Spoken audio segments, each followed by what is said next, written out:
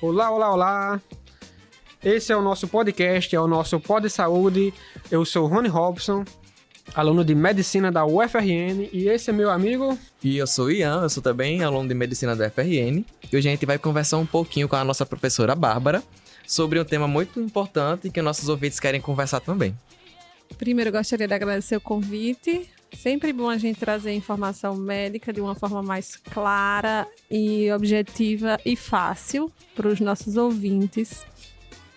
Eu sou médica pediatra, sou formada pela UFRN, também fiz pediatria na UFRN. Hoje eu sou professora da UFRN no 4º período, no 8º, no 10º. E eu fiz também uma residência e especialização em oncologia pediátrica na Liga contra o Câncer, que é onde eu trabalho hoje como especialista também.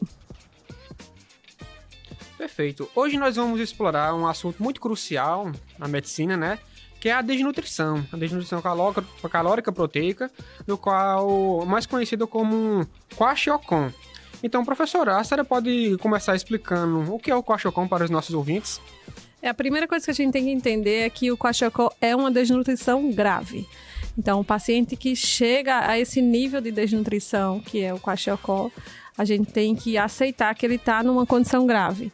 E essa, em específico, é uma desnutrição principalmente proteica. É importante a gente saber essa diferença, porque quando você lida com a desnutrição energético-proteica, você vai ter as consequências da falta de proteína no organismo.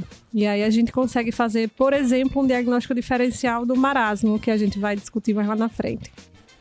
Então, professora, a senhora pode explicar um pouquinho como é que a gente pode diferenciar a desnutrição de Kwashiorkor para o marasmo, para os nossos ouvintes? Então, vamos aproveitar o gancho, como eu disse no começo, o Kwashiorkor, a deficiência é principalmente de proteína. E no marasmo eu tenho uma deficiência de tudo, para ser assim mais prático de se falar. Então, falta carboidrato, falta proteína, falta eletrólito, falta tudo. Esse paciente do marasmo, ele é um paciente desnutrido por falta de tudo. O paciente do Kwashiorkor, às vezes ele tem ainda um acesso a uma dieta rica em carboidrato, por exemplo, mas falta a proteína. E aí isso vai implicar nas consequências para esse paciente, porque se no Kwashiorkor a gente está com déficit principalmente de proteína, eu vou ter um paciente que fica demasiado, porque ele não vai ter albumina, já que ela está baixa. Então, o paciente que você olha, ele pode ser um gordinho. E você fala, como assim esse paciente está desnutrido? Se ele tem edema, se ele está gordinho. Só que esse gordinho que fala é o edema, por deficiência de proteínas. Então, é um paciente que tem um abdômen bem edemaciado, tem uma face edemaciada, a gente até fala que é um rosto de lua cheia, porque falta proteína e aí essa ausência, principalmente de albumina, vai acumular líquido e ele fica demasiado. O paciente do marasmo não, é um paciente que está faltando tudo, então também não tem carboidrato, não tem também a proteína, não tem eletrólito, então vai ser aquele paciente bem emagrecido. Aqueles que a gente vê foto na África, esse é o paciente do marasmo. Interessante. Eu, como aluno de medicina, sou muito interessado nesses assuntos. Então, a senhora poderia explicar um pouquinho mais aos nossos ouvintes, principalmente, o que pode levar a pessoa a desenvolver o Kwashiorkor? Então, a gente está falando de desnutrições graves. Então, é um paciente que não tem acesso à comida. Ou se tem de uma forma errada. A gente vê alguns pacientes entrando no quadro de nutrição. Claro que essas desnutrições graves, a gente vê em cenários mais, digamos, precários. É situação de guerra, é situação de crianças que foram abandonadas, crianças em países extremamente pobres, de fome extrema, porque está faltando tudo. Então, não tem o que essa criança comer. A criança do Kwashiorkor, ela provavelmente não tem alimento para oferecer para essa criança. Então, um fator de risco, por exemplo, são essas situações. A gente vê muito isso num paciente, num refugiado de guerra, ou pacientes, crianças que estão fugindo de um país para o outro, ou vítimas de alagamento, de incêndio, que estão ali e ficaram um tempo sem receber essa alimentação que ela precisa. Um outro fator de risco que a gente tem como causa são gestantes, mães, que tiveram uma alimentação muito deficiente. Então, a criança já nasce com baixos depósitos, com baixa reserva. Então, qualquer coisa ali que falte, essa criança vai sentir, porque ela já veio de uma gestação conturbada. A senhora falou bastante, assim, sobre como é que uma criança se desenvolve, né? E desenvolve o Kwashiorkor. Mas existe algum grupo que é mais vulnerável para desenvolver o Kwashiorkor dentro desse espectro, né, da infância, das crianças? Exatamente. Isso, inclusive, é um deixa pra gente do próprio nome da doença, né? Porque a gente fala que o nome dá essa dica, porque vem do idioma de Gana, que quer dizer a criança que foi deposta, ou seja, a criança que começou a ficar ali de canto, a ser escanteada. Isso acontece muito com o irmão do meio. O mais velho nasceu, usou ali o nutriente, chegou do meio e daqui a pouco já vem outro. Então, falta nutriente para essa criança. Então, famílias com muitos filhos, em situação de precariedade, isso tudo vai aumentar o risco a uma criança desenvolver essa condição. Então, os grupos mais vulneráveis vão ser aquelas crianças da África, da Ásia, ou naquelas situações que não chega, aqueles lugares que a gente vê que tem seca extrema, que não chega energia, que não chega água. E existe uma faixa etária também, ali entre 1 e 5 anos, principalmente entre 1 e 3 anos, que é uma idade que, se a gente for refletir, essa criança é muito dependente do adulto. Se o adulto não fornece para ela o que ela precisa, ela não vai conseguir ir atrás. E aí eu deixo também uma outra ressalva, assim, a gente saindo da precariedade, né, trazendo mais para a nossa vida real. A gente tem alguns casos de desnutrição não grave, mas com pé na gravidade, de pacientes que deveriam ter finalizado o aleitamento materno exclusivo. Então, é para ser aleitamento materno exclusivo até 6 meses e a gente começar a introdução alimentar daí então. E aí o que acontece é que essa introdução alimentar deveria ter todos os grupos alimentares: carboidrato, proteína, leguminosas, vegetais. E isso não acontece. Então é uma criança que fica ainda muito dependente do leite materno, ou então da fórmula, se elas começaram com fórmula. E a gente, quando chega lá no consultório, no ambulatório, no SUS mesmo, a gente vê que é uma criança que tem 1 ano e só toma leite. Então, essa criança, ela tem um pé na desnutrição, porque só o leite não sustenta mais ela. Então, a gente aproveita aqui para deixar esse alerta, porque depois de 6 meses, a gente precisa começar a introdução alimentar. A criança precisa da proteína, precisa do carboidrato, precisa dos eletrólitos, dos minerais, zinco, ferro, potássio, cálcio, que vai ter na alimentação, que vai ter na fruta, no legume, no vegetal, que o leite não vai ser mais suficiente. Então, aproveito aqui a gente discutindo desnutrição para deixar esse alerta. A partir dos 6 meses, a gente precisa iniciar com a alimentação para oferecer os outros nutrientes que aquela criança precisa, além daquele que tem só no leite, que vai acabar sendo insuficiente. Perfeito. Muito importante essa questão da observação, da nutrição dos pacientes. Mas em relação aos sintomas, professora, como a gente pode identificar o Kwashiorkor? O que é que devemos observar nesses pacientes que já desenvolveram a doença, já desenvolveram a condição?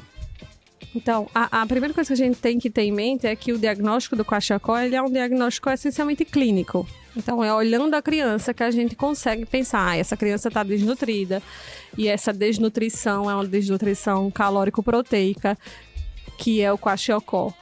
Então, a gente vai observar uma criança que é edemaciada, e esse edema ele é bilateral, é no corpo todo, porque está faltando proteína no corpo todo. É diferente, por exemplo, de um edema da insuficiência cardíaca, que você vê mais em membros inferiores. Então, falta albumina, é como aquele paciente nefrótico que a gente vê na enfermaria do UOL. Está faltando proteína, mesma situação aqui. Tudo para o nosso organismo funcionar precisa de proteína. Então, por exemplo, o nosso sistema imune, para eu produzir anticorpo, para eu produzir imunoglobulina, a própria imunoglobulina, ela depende de proteínas. Então, se falta, ele não vai ter defesa, ele não tem um sistema imune bom. Então, é uma criança que tem muito mais tendência a ter infecções. A pele, para a gente ter a pigmentação da nossa pele, depende de proteínas. Então, não tem. Então, é uma pele ressecada, é uma pele pouco pigmentada, é um cabelo ressecado, um cabelo seco, como se fosse palha. E a gente vai ver aquela criança emagrecida, você percebe que é uma criança emagrecida, mas é uma criança edemaciada. Quando você joga lá no Google que vê as fotos, você vai ver aqueles meninos magrinhos, mas com o rosto bem redondo e a barriga bem grande, porque o edema vai se acumular principalmente aí.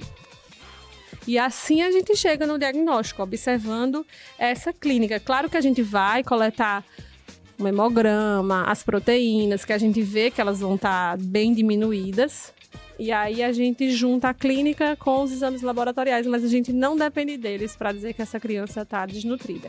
Outra coisa que é importante a gente saber, na pediatria, na infância, eu sou pediatra, né? Então a gente sempre puxa mais a sardinha para a pediatria, até porque o Kwashiorkor, ela tem um índice muito maior em crianças de 1 a 3 anos. A desnutrição a gente vê através do IMC nos gráficos, através dos score. Então, se uma criança tem um score menor que -2, ali entre -2 e -3, ela é considerada uma criança desnutrida. Então, é importante vocês, quando tiverem com um paciente no ambulatório, pedir a caderneta, analisar o IMC, a relação do peso com a altura. Ver quanto que está esse IMC dessa criança e colocar esse IMC no gráfico, porque se ele estiver abaixo de -2, a gente considera como uma criança desnutrida. Então, professora, a senhora falou um pouco sobre o diagnóstico, né, quando ele é confirmado, mas depois que ele é confirmado, como é feito o tratamento do Kwashiorkor? Uma coisa que a gente tem que ter em mente é que a gente está lidando com a desnutrição grave. Então, é um paciente grave. Por isso que a primeira coisa que a gente tem que fazer é tirar esse paciente da gravidade. Então, primeiro a gente estabiliza esse paciente, depois a gente reabilita esse paciente. E é importante a gente ter essa ciência, porque se você pensa, é uma criança desnutrida que faltou proteína, então vamos dar proteína. Se você pega essa criança e dá proteína para ela, você vai piorar o quadro dela. Então, essa reabilitação ela tem que ser devagar. Que a criança pode, inclusive, abrir um quadro de retroalimentação. Ela faz o inverso. Você dá proteína e ela piora. Porque imagine, você vai ter um organismo que está saindo de um estado catabólico, um estado de destruição, ele está ali tentando sobreviver, então ele está destruindo as células dele para tentar sobreviver. Para um estado anabólico, porque agora você está tentando salvar esse paciente. Um estado anabólico é um estado de construção. E nesse estado anabólico, ele vai tentar recuperar essa célula, ele vai usar os eletrólitos, ele vai usar proteína, vai usar carboidrato. Então, ele é um organismo que vai estar sedento para isso. Então, se você oferece muita coisa de vez, você vai afundar esse paciente, porque vai faltar ainda mais.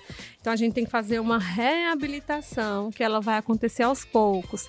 Primeiro, a gente oferece os eletrólitos, os sais minerais. Depois a gente oferece os carboidratos, depois a gente oferece... Primeiro de tudo, tem que estar isso bem claro, a gente tem que tirar esse paciente da desidratação, porque muito provavelmente é um paciente desidratado. Então, tira da desidratação, vai fornecendo os nutrientes aos poucos. Vai tirar o paciente da gravidade, tiro ele da desidratação, estabilizei esse paciente e agora eu vou reabilitar. Então, um tratamento... Isso é, inclusive, questão de prova, de concurso, e é uma coisa da prática mesmo. É um tratamento que você tem que começar aos poucos. Não pode ir com sangue nos olhos, tentar, tá faltando comida, vamos botar comida aqui. Não é assim. Se você fizer isso, você pode estar prejudicando esse paciente. Muito interessante, professora, a questão do tratamento.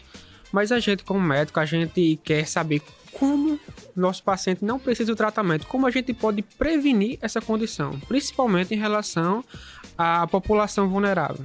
Vamos considerar que a gente não está na África, né? Vamos pensar assim, trazendo para a nossa vida real. A gente não está na África, a gente não é refugiado, a gente, graças a Deus, não está passando por nenhuma guerra. Então, como a gente pode livrar o nosso paciente da unidade básica que a gente atende ali no PSF de uma condição dessa?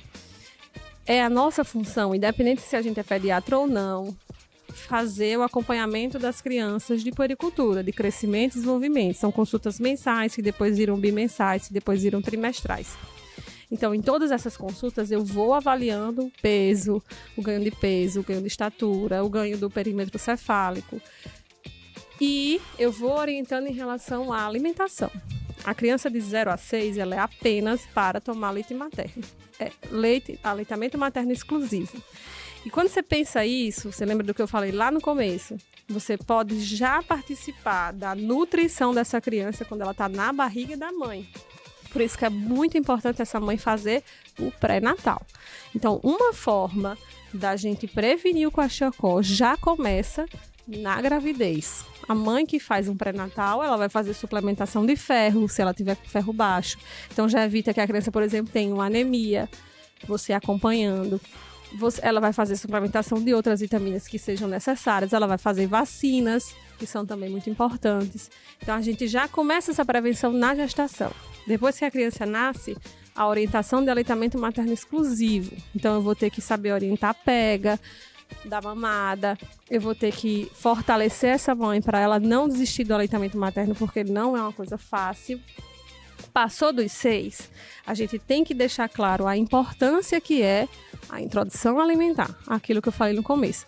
Porque a gente não chega a pegar, graças a Deus, casos de kwashiorkor, mas a gente pega casos de crianças desnutridas, porque ainda estão só no leite, ou só na papa, ou só na comida liquidificada, ou só no suco, ou só no mingau de araruna, que é o que a gente vê muito, é maisena liquidificada, só no líquido, só na mamadeira, em resumo.